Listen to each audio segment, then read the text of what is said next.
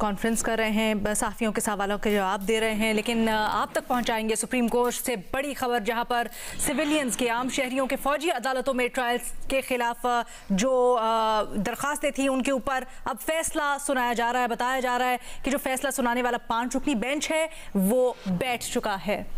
Justice Ejazul Ehsan की सरबराही में 5 रुकनी लाजब बेंच फैसला सुना रहा है। अब सिविलियंस के फौजी अदालतों में ट्रायल के खिलाफ दरखास्तों पर समाअत का फैसला सुनाने वाला बेंच बैठ गया है।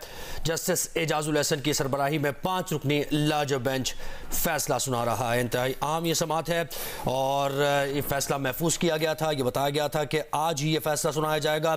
3 बजे का वक्त दिया गया था, थोड़ा सा डिले हो गया है, लेकिन अब बेंच बैठ चुका है और फैसला सुनाया जा रहा है।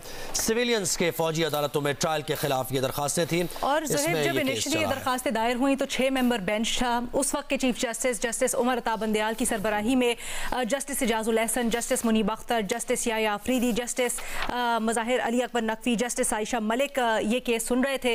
लेकिन जस्टिस उमर अता बंदयाल की रिटायरमेंट के बाद अब 5 रुकनी बेंच है जिसने आज ये मामला टेकअप किया है और आज इसके ऊपर मुख्तसर समाअत हुई। अटॉर्नी जनरल ऑफ पाकिस्तान ने दलाइल भी दिए, उनका मुकालमा भी हुआ। जस्टिस एजाजुल एहसन ने सवाल किए, जस्टिस आयशा मलिक ने उनसे सवाल किए और उसके बाद केस का फैसला महफूज कर लिया गया। अब 5 रुकनी बेंच है जो इस वक्त कमरा अदालत में बैठ चुका है और अब किसी भी वक्त इस केस का फैसला सुना दिया जाएगा। बिल्कुल, दलाइल दिए गए अटॉर्नी जनरल की तरफ से भी और अटॉर्नी जनरल के दलाइल जो थे वो इस नुक्ते के इर्द गिर्द ही घूम रहे थे कि मिलिट्री कोड का स्कोप क्या है, डोमेन क्या है कि वो आर्मी एक्ट के तहत सिविलियंस का ट्रायल करें, इसी से मुताल्लिक होते थे। और कलअदम करार दे दिया है अदालत ने। मिलिट्री कोर्ट्स में सिविलियंस के ट्रायल को कल अदम करार दे दिया गया है। इसके खिलाफ ये दरखास्तें थी जिस पर समाअत हो रही थी। अब ये फैसला अदालत से आया है कि मिलिट्री कोर्ट्स में सिविलियंस के ट्रायल को कल आदम करार दे दिया गया है। बड़ी खबर जो कि सुप्रीम कोर्ट ऑफ पाकिस्तान से आ रही है। 5 रुकनी बेंच ने फैसला सुनाया है कि सुप्रीम कोर्ट ऑफ पाकिस्तान ने सिविलियंस के फौजी अदालतों में ट्रायल को कल अदम करार दे दिया है। जो 9 मई को पुरतशद्दुद एहतजाज हुआ उसके बाद बताया गया था अटॉर्नी जनरल ऑफ पाकिस्तान की जानिब से कि तकरीबन 102 अफराद हैं जिनके मिलिट्री ट्रायल्स होने हैं। इसके खिलाफ सुप्रीम कोर्ट गए और अब सुप्रीम कोर्ट ने फैसला दिया है कि सिविलियंस का फौजी अदालतों में ट्रायल कल अदम करार दिया जाता है। सुप्रीम कोर्ट ने सिविलियंस का फौजी अदालतों में ट्रायल कल अदम करार दे दिया है। इस केस की समाअत हुई थी, दलाइल दिए गए थे अटॉर्नी जनरल की तरफ से और इस्तफसार भी किया गया था जज साहिबान की तरफ से इस मामले को जानने के लिए कि क्यों सिविलियंस का फौजी अदालतों में ट्रायल किया जाए। तो ये दलाइल होने के बाद फैसला महफूज किया गया था और अब ये फैसला सुना दिया गया है। सुप्रीम कोर्ट ने सिविलियंस का फौजी अदालतों में ट्रायल कल आदम करार दिया है। दरखास्तें मंजूर कर ली हैं जो सिविलियंस के फौजी अदालतों में ट्रायल के खिलाफ दायर की गई थी और इस पर दलाइल दिए गए थे उनके वकला की तरफ से। अटॉर्नी जनरल अपने दलाइल दे रहे थे। ये दलाइल सुनने के बाद फैसला महफूज किया गया, ये फैसला सुना दिया गया है। अब सुप्रीम कोर्ट ने सिविलियंस के फौजी अदालतों में ट्रायल को कल आदम करार दिया है और इससे पहले जो दलाइल दिए जा रहे थे उसमें ये पूछा जा रहा था, जस्टिस एजाजुल एहसन ने भी ये पूछा कि मिलिट्री कोर्ट में माजी में किसका ट्रायल हुआ है और 2015 से मुताल्लिक भी बात हुई क्योंकि इसका रेफरेंस दिया अटॉर्नी जनरल ने एक मौके पर। उन्होंने कहा कि जो 2015 में मिलिट्री कोर्ट्स में दहशतगर्दों का ट्रायल हुआ था, इसके साथ साथ उनके फैसिलिटेटर्स का भी ट्रायल किया गया था। तो अटॉर्नी जनरल ने ये बिल्कुल तब खास तौर पे कॉन्स्टिट्यूशन में जिसकी आईनी तरमीम हुई थी, जिसको 21वीं आईनी तरमीम के तौर पे भी याद किया जाता है, तो उसके बाद जो फौजी अदालतें हैं उनका कयाम हुआ और उसके बाद ट्रायल भी हुआ। उसके ऊपर आज जस्टिस एजाजुल एहसन ने सवाल भी किया अटॉर्नी जनरल से और इस वक्त हमें ज्वाइन कर चुकी हैं मरियम नवाज हमारी नुमाइंदा। उनसे तफसीलात जानते हैं इस फैसले से मुतालिक। सबसे पहले मरियम, आगाह कीजिएगा। सुप्रीम कोर्ट ने सिविलियंस की फौजी अदालतों में ट्रायल के खिलाफ दरख्वास्तें मंजूर कर दी हैं और सिविलियंस का जो फौजी अदालतों में ट्रायल है उसको कलअदम करार दे दिया और ये कहा है कि अब तक ट्रायल है उसको कलअदम करार दे दिया और ये कहा है कि अब तक अगर किसी का भी कोर्ट मार्शल यानी कि फौजी अदालतों में ट्रायल शुरू हुआ है तो वो भी जो है वो कलअदम करार दिया जाता है। सुप्रीम कोर्ट ने यह हुक्म दिया है कि जो 102 अफराद जिनकी की फहरिस्त पेश की गई थी अदालत के अंदर अटॉर्नी जनरल की जानिब से, उनका जो ट्रायल है वो जो नॉर्मल नॉर्मल यानी ऑर्डिनरी क्रिमिनल कोर्ट्स हैं, फौजदारी अदालतें, उनमें चलाया जाए।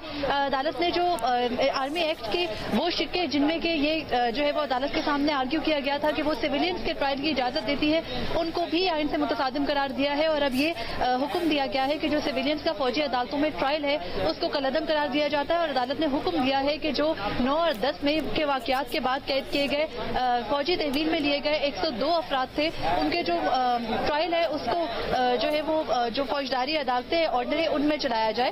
अदालत ने ये अब से कुछ देर पहले ये हुक्म जारी किया है और अदालत का ये ने जो है वो ये हुक्म आज 2 घंटे पहले महफूज किया था। सुप्रीम कोर्ट ने कुल 13 समातें की हैं, लेकिन अभी जो है वो मेरे पीछे वो वकला मौजूद है जिन्होंने दरख्वास्तें जो है वो दायर की थी और अब उनकी दरख्वास्तें जो है वो अदालत की जानिब से मंजूर कर ली गई है और ये कहा गया है कि जो सिविलियंस का फौजी अदालतों में ट्रायल। अच्छा मरियम, ये भी बताइए कि जो 9 एक्यूज थे जिससे मुताल्लिक कल ये खबर भी आई थी कि उन्होंने भी एक दरख्वास्त दायर की थी कि उनका तेजी स्पीडी ट्रायल किया जाए और वो मुतमईन दिखाई दे रहे थे, ये खबर आई थी, तो इस पर कोई अदालत में बात हुई?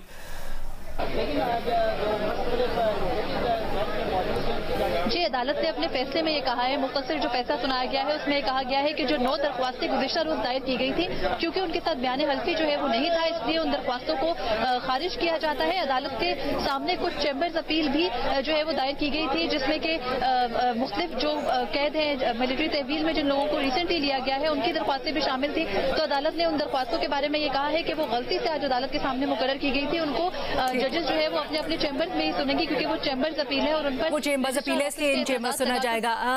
मरियम, जैसा आपने भी हमें बताया और हम देख भी सकते हैं मनाजिर में कि आपके अकब में जो दरखास्त गुजार हैं वो प्रेस कॉन्फ्रेंस करने के लिए इस वक्त तैयार हो गए, तो हमें सुनवाइएगा भी वो क्या कह रहे हैं, उनके तासुरात क्या है। जी बिल्कुल, ये इत्तेदाद हसन समीर जो है वो दीगर वकला अभी इस वक्त प्रेस कॉन्फ्रेंस कर रहे हैं।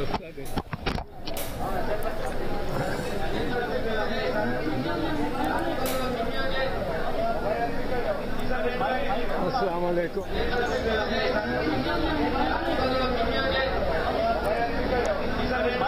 अस्सलाम वालेकुम। क्यों सर,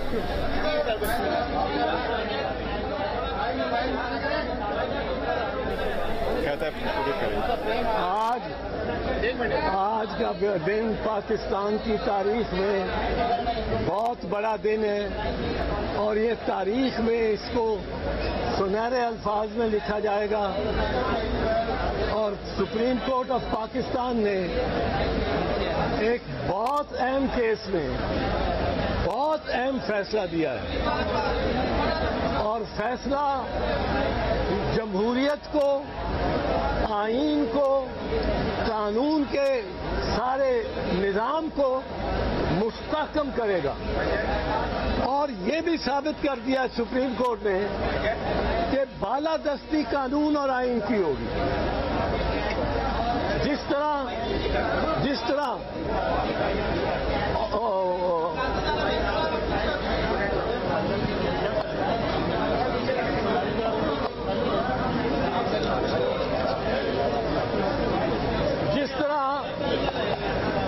एक अंग्रेज आर्च बिशप ने कहा था बादशाह को, बादशाह ने कहा मैं तो बादशाह हूं, मेरे पास मैं कानून हूं। उसने कहा आप बादशाह हैं, लेकिन आप बादशाह इस वजह से है कि आपको कानून बनाता है बादशाह, कानून आपसे बालादस्त है। ये इतना अहम फैसला है कि तमाम इदारों को ये इत्तला हो जानी चाहिए कि ये फैसला सुप्रीम कोर्ट ऑफ पाकिस्तान ने ये आज वाज़ेह अल्फाज में ये फरमा दिया है कि you however high you may be, however powerful you may be, the law is above you. ये फौजी अदालतों से सिविलियंस का ट्रायल, हम इसके खिलाफ थे, हमने इसके खिलाफ बहस की और इसके खिलाफ हमारी जद्दोजहद भी रही।